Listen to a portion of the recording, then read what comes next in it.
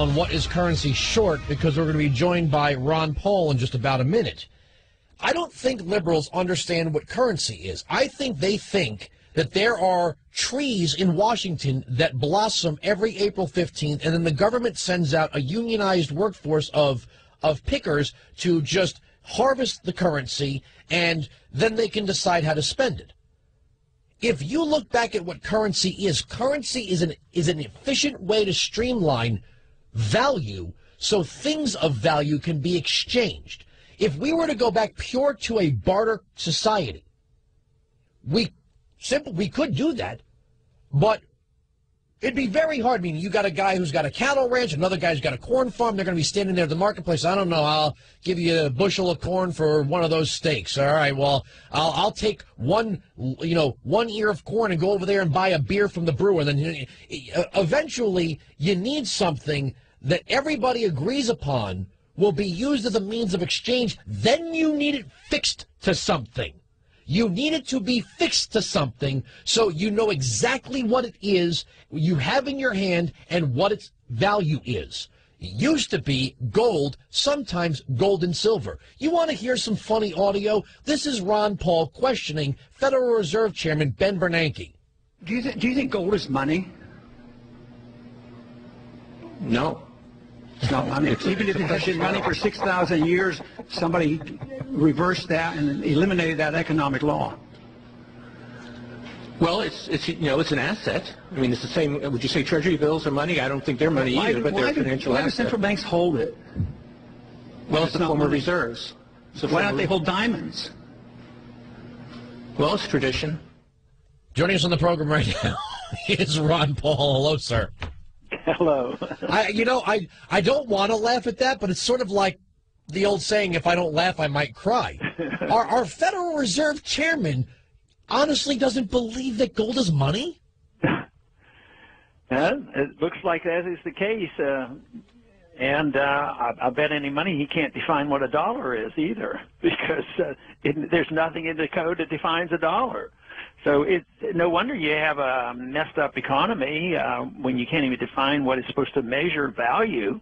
And this has been something that's been important to me for a long time. But eventually we have to get to that point where you decide what money is all about. If money is arbitrary and has no definition, and a group of individuals secretly can create it out of thin air, like picking blossoms off a tree. You like that one, huh? Yeah, it will always lead to trouble. It leads to the malinvestment, debt pyramiding of debt. It leads to the financial bubbles. It ends up in all the corrections, the recessions and depressions. It's all related to that by not being willing to define what the dollar is, and yet the Constitution, the founders knew exactly what a dollar was. I'm convinced that there are people in this country that think that there's a botany book someplace that describes the North American Potomac currency tree. Because it seems like I've heard commentators make references to a consumer-driven economy where they'll say, well, there's the people that make stuff, and then there's the people who buy stuff. But if the people who buy stuff don't have any money, they can't buy stuff from the people who make stuff, and there's your recession. And I try to remind people that think that way. If you're giving money to people to buy stuff, where does it come from? I love to quote Adrian Rogers in this program. The government can't give something to someone that it first doesn't take from someone else. If you tax a company to give currency to people to buy stuff from that currency, they just inflate their prices to offset the taxes that you took from them to give that money away. You know, and I think what you just said is so clear, and I say it in a very similar way to, even grade school kids and high school kids, certainly college kids, and they all seem to understand it. They can't understand why governments don't understand it or why they refuse to listen to it. But I think it's both. They don't want to understand it, but it's also very convenient for the people in government to ignore it because they can vote for things and not worry about the deficit until it gets pretty late in the game, like it is now. So that's really why they don't want to pay attention, because it sort of finances their own largesse, and it takes care of the politician who wants to always please their constituents, and we get overly involved. But history is so clear on this. Eventually, it ends badly. And we're witnessing this now. We're in a crisis now, but they're not even talking about the crisis. They're not talking about what we're talking about now. They're talking about the artificial debt limit on August 2nd. You know, they're not talking about what you really need to do on the amount of spending that we need to cut. Do you think this, because to me, this is a really good time with technology, whether it be Sirius XM, which you're talking over right now, YouTube, Twitter, Facebook. I don't think a lot of the Washington speak is flying over people's heads anymore the way it used to. When you hear politicians say, well, we're going to make cuts to proposed spending, well, gee, I mean, you could sound like a saint on the cuts to proposed spending. Just propose 90% more than you actually want to spend, cut it back to what you want to spend, and say, look, I saved everybody 90%. Yeah, and that's essentially what they've been doing. But, you know, one way that you might deal with this, and if we would have done it 10 years ago, everything would have been perfect. Instead of talking about these proposed cuts of the increases, why not just say, yes, I'd like to cut a lot, really have cut, but why don't we just freeze everything? We'll give everybody, you know, this year what they got last year, but they don't. But I think that would be appealing to a lot of people in the country. It would be less threatening, because when they hear it, they say, "Oh, we're going to give them $10 billion more for their budget, but we're going to cut back $5 billion. Well, I don't want to have any cuts." Well, then let's just freeze everybody.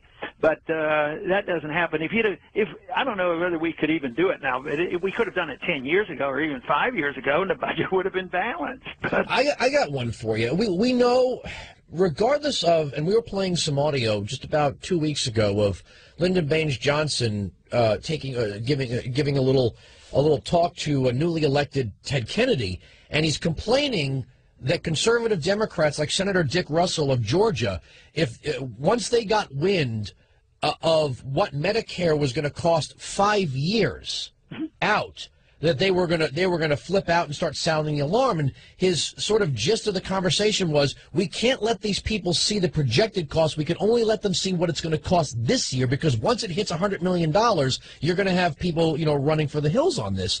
I'm noticing that the president is saying things like, and forget what we think about some of these programs, people aren't going to give them up. We know that's some kind of the third rail. But why is it the president is getting away with saying, or even some Republicans who are kind of teetering on the political message here, we're saying, well, we might not be able to pay out Social Security, we might not be able to pay out Medicare or troops or veterans benefits, but I never hear anyone say, hey, we might have to cancel a payment to the UN. They might just have to figure out how to get that money someplace else, like from China. We don't have billions of dollars to give to the IMF anymore. We're going to have to cancel. We're going to have to be late on a payment to a third world dictator with foreign aid. How is it that the president can get away with that kind of talk and nobody says to him, sir, hey, why don't you just not give money to the IMF this week? That's because they don't have you in the Main Street media there at that press conference in Washington asking these questions. How about why do we have to pay interest to the Federal Reserve? I mean, that's not a real debt. I mean, they bought Treasury bills with money they manufactured. So that's in the budget. That's part of the debt, and it's part of the expenditures. And you could just delete that. You don't need to pay them, and you would still have plenty to pay, you know, the bills as we go along. But somebody would have to finally, you know, come up short. And Congress should designate the priorities. But if they don't, I think the president should have the authority to, you know, just pay the bills as the money comes in. But they don't want any of that. They want that debt limit increase. If this was such a major crisis, I think the bond markets would be reeling. But actually the bond prices... Gold is skyrocketing. Yeah, the bond prices are very high. The interest rates are very low, so they're not panicking like there's going to be, you know, a crisis on August 2nd. It's just not going to happen. The ongoing crisis, though, which is always being pushed further ahead, is the default. The default is real, but the default isn't going to be by us not sending checks. The default is coming because the printing presses are going to continue to run, and that's why they want the debt limit increases, just getting the printing presses sanctioned, and the default falls on the middle-class Americans and the poor because that's when the prices go up. That's the real default they ought to worry about. But here's the thing with it, and Ron Paul's joining us. Looking at what the IRS and the Treasury take in per month, looking at the mandatory expenditures, they have the money to pay these bills. Right. It seems to me that the politicians who have built their political careers on rent-seeking, constituent groups,